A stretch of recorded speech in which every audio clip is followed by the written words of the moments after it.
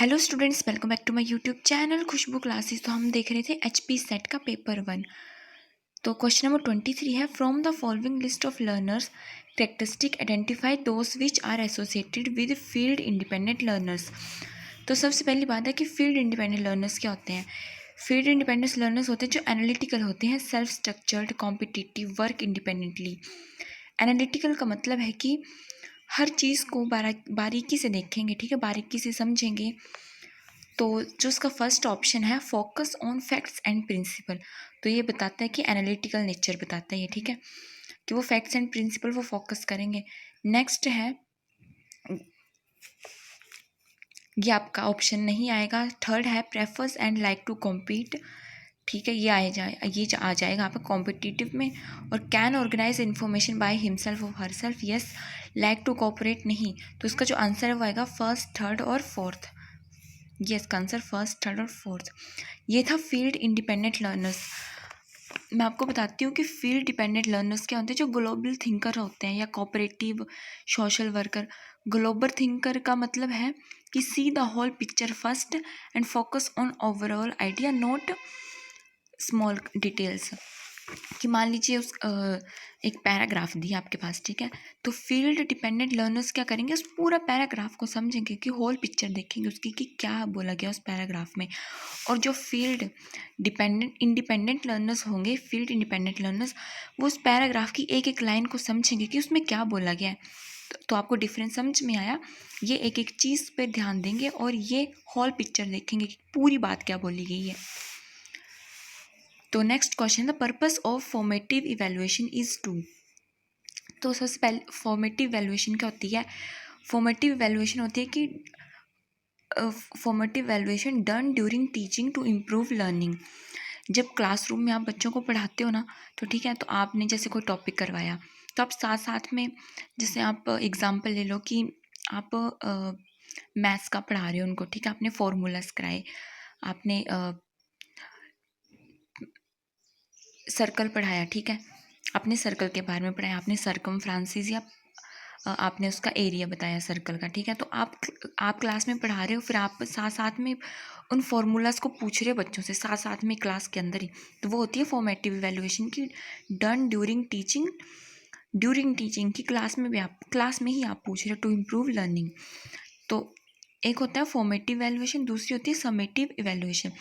Summative evaluation की जाती है at the end of the, मतलब कि जैसे आपने पूरा साल बच्चे को पढ़ाया, ठीक है, फिर आप एंड में उसके पेपर लेते हो, फिर आप उसको मार्क्स देते हो, उसको ग्रेड देते हो, वो आएगी आपकी समेटिव इवैल्यूएशन, कि पूरा आप at the end of the session आप बोल सकते हो। और फॉर्मेटिव इवैल्यूएशन क्या होती है कि डन ड्यूरिंग टीचिंग, आप जैसे क्लास में पढ़ा रहे हो, आप साथ साथ में बच्चे से क्वेश्चन पूछ ले रहे हो, तब आपको समझ आ जाएगा कि हाँ बच्चों को समझ आया कि नहीं आया।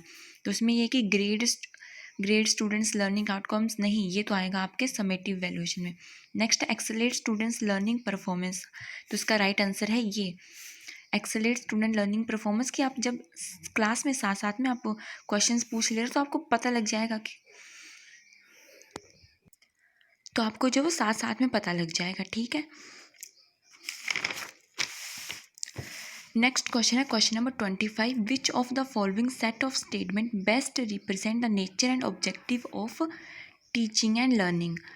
तो जो फर्स्ट है इसका, teaching is like selling and learning is like buying. तो इसमें जो teaching is like selling, imparting knowledge, आप नॉलेज दे रहे हो किसी को, वो आपके आएगा teaching. And learning is like buying, यानी एक्वायरिंग नॉलेज, ठीक है। नेक्स्ट है, teaching is a social act while learning is a personal act. तो यस, टीचिंग जो सोशल एक्ट, आप पढ़ा रहे हो, आप सभी बच्चों को पढ़ा रहे हो, तो वो आएगा एक सोशल एक्ट। और learning is a personal act, आप खुद के लिए पढ़ रहे हो ना, तो वो एक आएगा कि आपका वो पर्सनल एक्ट है, ठीक है, पर्सनली आप खुद के लिए काम कर रहे हो। नेक्स्ट है, teaching implies learning whereas learning does not implies teaching. इसका मतलब है कि जहाँ पे टीचिंग होगी, ठीक है, आप जहाँ पे आप पढ़ा रहे हो वहाँ पे लर्निंग तो होगी, आप पढ़ा रहे हो तो बच्चा सीखेगा ही, लेकिन learning does not imply teaching, ज़रूरी नहीं है कि जो बच्चा पढ़ रहा है वो उसने टीचिंग से ही पढ़ रहा है, वो सेल्फ स्टडी भी कर सकता है, ठीक है। तो लर्निंग आप बोल सकते हो कि आप पढ़ कैसे रहे हो, आपको कोई पढ़ा रहा है या आप खुद पढ़ रहे हो, ठीक है। नेक्स्ट है, teaching is a like it is kind teaching is a kind of delivery of knowledge while learning is like receiving it. तो इसमें जो बोला गया है कि नेचर एंड ऑब्जेक्टिव, तो देखिए फर्स्ट सेकंड एंड फोर्थ है इसका answer, first second and fourth. जो ये है ना, ये जो है एक रिलेशनशिप बता रहा है, ये वाली लाइन टीचिंग और लर्निंग के बीच। ये नेचर एंड ऑब्जेक्टिव नहीं है टीचिंग एंड लर्निंग का, ठीक है। ये तीन है nature and objective. Next question है which of the following is devoted to telecasting high quality educational programmes over TV. तो इसका आंसर है स्वयं प्रभा। तो जो फर्स्ट ऑप्शन है स्वयं, ये एक ऑनलाइन प्लेटफॉर्म है, ठीक है। और जो ये है ऑनलाइन कोर्स है, एक मैसिव ओपन ऑनलाइन कोर्सेज, ठीक है। और जो मूडल है वो लर्निंग मैनेजमेंट सिस्टम है, या it is a software used by school and colleges. तो उसका जो आंसर है वो है स्वयं प्रभा। नेक्स्ट है which of the following factor least affective learning. तो सबसे पहले instructional material, prior experience of learners, socio economic status of family and emotional health of learner. वैसे तो ये चारों अफेक्ट करते हैं लर्निंग को, लेकिन लीस्ट अफेक्ट लर्निंग। तो इसका आंसर है socio economical status of family.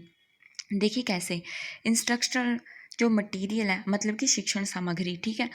अगर शिक्षण सामग्री भी नहीं अच्छी है, आप बच्चे को ढंग से पढ़ा नहीं रहे हो, या मतलब उसके पास मटेरियल अवेलेबल ही अच्छा नहीं है, तो वो उसकी लर्निंग को अफेक्ट करेगा ही करेगा, ठीक है। नेक्स्ट बोला है कि प्रायर एक्सपीरियंस ऑफ लर्नर। इसका मतलब है कि बच्चे को पहले से कितना आता है। जैसे अगर बच्चा 5th क्लास में है, ठीक है, तो कुछ ना कुछ उसको 4th क्लास का तो आता ही होगा। वो होता है कि प्रायर एक्सपीरियंस ऑफ लर्नर।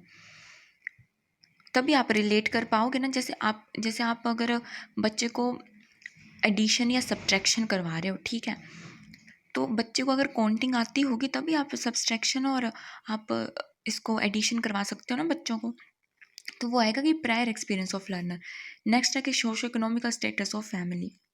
ये तो है कि परिवार की आर्थिक सामाजिक स्थिति कैसे है। और नेक्स्ट है इमोशनल हेल्थ ऑफ लर्नर्स। अगर बच्चे की इमोशनल हेल्थ ही नहीं है, उसका मन ही नहीं है पढ़ने का, ठीक है, वो भावनात्मक रूप से कमज़ोर है यानी इमोशनल, तो वो कैसे पढ़ेगा। तो इसका आंसर है ये लीस्ट अफेक्ट करता है लर्निंग को। नेक्स्ट क्वेश्चन है the issue of research ethics may be consider pertinent at which stage of research.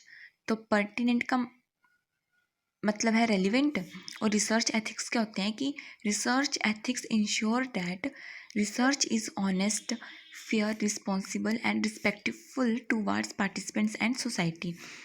तो जो इसका राइट आंसर है वो है फोर्थ, कि at the stage of reporting the finding.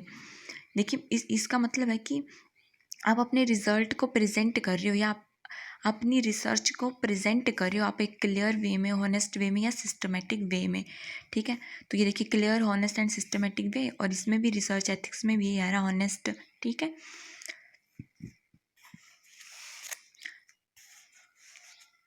मतलब इसका मतलब है कि जो भी आपने रिसर्च की है ना, वो किसी की आपने कॉपी तो नहीं की है रिसर्च। अगर आपने कॉपी की भी है किसी की रिसर्च, तो आप उस बंदे को उस चीज़ का क्रेडिट दो। ये नहीं है कि किसी और के काम का जो है क्रेडिट आपने खुद ले लिया, ठीक है, वो वैसा नहीं होता है रिसर्च एथिक्स में। तो नेक्स्ट क्वेश्चन है हमारे पास, which of the following is not a characteristic of experimental research. Not a characteristic of experimental research आपका कंटेंट एनालिसिस। तो सबसे पहली बात है कि आप रिसर्च एथिक्स को देखिए कि रिसर्च एथिक्स नहीं, एक्सपेरिमेंटल रिसर्च है। इसमें क्या होता है कि researcher manipulates one variable to see its effect on other variable by controlling other factors. इसको आप एग्जांपल से समझिए कि एक टीचर एक न्यू टीचिंग मेथड इंट्रोड्यूस करे अपनी क्लास में, ठीक है, ये मेज़र करने के लिए कि स्टूडेंट्स का क्या स्कोर आया, कि उसने एक वो जैसे नॉर्मली वो क्लास में पढ़ाता है टीचर, ठीक है, तो उसके बच्चों का जो स्कोर आ रहा है, या उसके बच्चों के मार्क्स आ रहे हैं अप्रॉक्सीमेट 100 में से आप रख लो 60-70, ठीक है, एवरेज।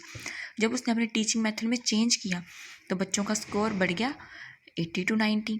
तो वो आएगा एक्सपेरिमेंट। तो उसने एक्सपेरिमेंट करके देखा कि अच्छा ये चीज़ मैं करता हूँ तो किसका क्या इफेक्ट आएगा। तो उसके जो करेक्टरिस्टिक है वो है मैनिपुलेशन, कंट्रोल, ये जो आपके पास दी हुई है आप देख लीजिए, ठीक है। तो जो कंटेंट एनालिसिस है, कंटेंट एनालिसिस आया एनालिसिस एनालाइज करना, कि एनालाइज करना कि मतलब चीज़ें देखना, तो ये है कि it is a research that use to analyze written verbal और विजुअल कम्युनिकेशन सिस्टमेटिकली। क्या बोल सकते हो कि कंटेंट एनालिसिस है, it is a systematic, objective, quantitative और क्वालिटेटिव। देखिए क्वांटिटेटिव का मतलब है कि कितनी वेटेज है, कितने मान लीजिए कि कितने क्वेश्चंस है या कितनी लाइंस है, और क्वालिटेटिव है कि क्या क्वालिटी उन लाइंस की, ठीक है। एनालिसिस ऑफ कम्युनिकेशन कंटेंट, तो जो इसका आंसर आएगा वो है कंटेंट एनालिसिस। नेक्स्ट क्वेश्चन है हमारे पास, which sequence of activity best represent the cyclic nature of action research methodology. तो सबसे पहले आप देखिए एक्शन रिसर्च मेथडोलॉजी के बारे में, तो ये है कि conducted by teacher to improve their own work और क्लासरूम प्रैक्टिस। एक्शन रिसर्च जो कंडक्टेड की जाती है एक टीचर के द्वारा to improve their own work और क्लासरूम प्रैक्टिस, अपने काम को या अपने क्लासरूम वर्क को इम्प्रूव करने के लिए, ठीक है। तो उसके स्टेप हैं, सबसे पहला कि identification of problem, planning, action, action बोल सकते हो आप, इम्प्लीमेंटेशन भी बोल सकते हो, और ऑब्जर्वेशन एंड रिफ्लेक्शन। तो इसका जो आंसर आएगा वो आएगा फर्स्ट वाला।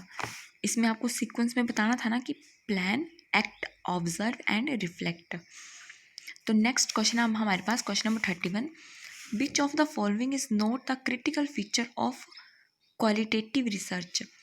तो इसका जो आंसर है 3, क्वालिटेटिव रिसर्च कौन सा फीचर नहीं है इसका, ये तो seeking to establish relationship among major social facts, ये है, this is the feature of quantitative research. तो नेक्स्ट क्वेश्चन हमारे पास question number 32, if a teacher wants to test the effectiveness of a new teaching method say flipped classroom approach, which of the following research method will help him best. तो इसका answer है experiment research. अभी हमने पढ़ा, ये क्या बोल रहा है कि एक टीचर अपने न्यू टीचिंग मेथड को क्या करना चाहता है, टेस्ट करना चाहता है अपनी क्लासरूम में, तो वो क्या बन हो जाएगा, एक्सपेरिमेंटल रिसर्च। अभी पढ़ा हमने यहाँ ऊपर ये एक्सपेरिमेंटल रिसर्च के बारे में क्वेश्चन नंबर 29 में। मैंने नेक्स्ट क्वेश्चंस के वीडियो का लिंक डिस्क्रिप्शन बॉक्स में दिया हुआ है, आप उसे देख लो। अगर आपको वीडियो अच्छी लगी हो तो लाइक एंड शेयर जरूर कीजिएगा, और मेरे चैनल खुशबू क्लासेस को सब्सक्राइब करना ना भूलें। Thank you.